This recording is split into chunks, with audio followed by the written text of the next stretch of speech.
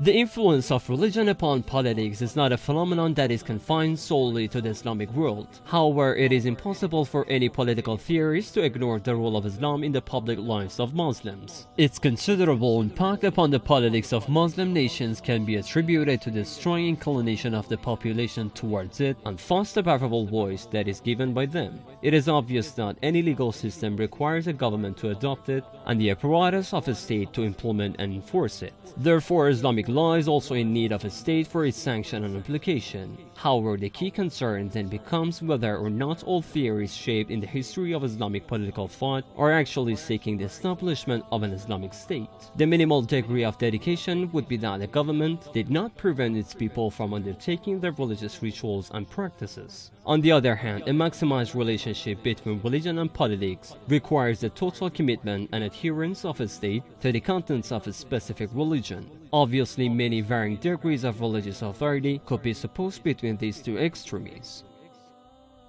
Official definitions of a religious state focus on a series of prescribed characteristics and functions embodied by this model of political system. This may be related to individual characteristics, such as a governor necessarily belonging to a specific religion or social class, similar to the governments of European states throughout the Middle Ages. One might also define a religious government according to its partial or prejudicial favor towards a particular religion. Consequently, a religious state uses its military, political, and economic power to promote and strengthen the position and followers of that specific faith. This draws our attention to a few specific aspects of a religious government. However, it fails to adequately introduce what most contemporary Islamic political movements and doctrines have in mind when they apply the term Islamic State, which is perhaps most effectively described as the maximum realization of a religious state.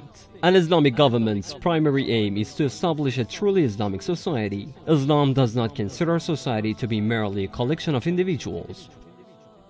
Financial sources, social advantages, and the structure of prevailing political system are all part of the complex web of social relationships that contribute to the makeup of society. Therefore, an Islamic society, by definition, is an ideal society in which social order is established and regulated according to underlying Islamic values, teachings, and rulings. An Islamic government is one that accepts and admits the absolute authority of Islam. It seeks to establish an Islamic social order according to the contents of Islam, implementing the Islamic law, while attempting to direct its political decisions and public functions according to the aims and values of Islam. This understanding of an Islamic state obviously faces criticism, especially from those who adopt more secular political ideologies.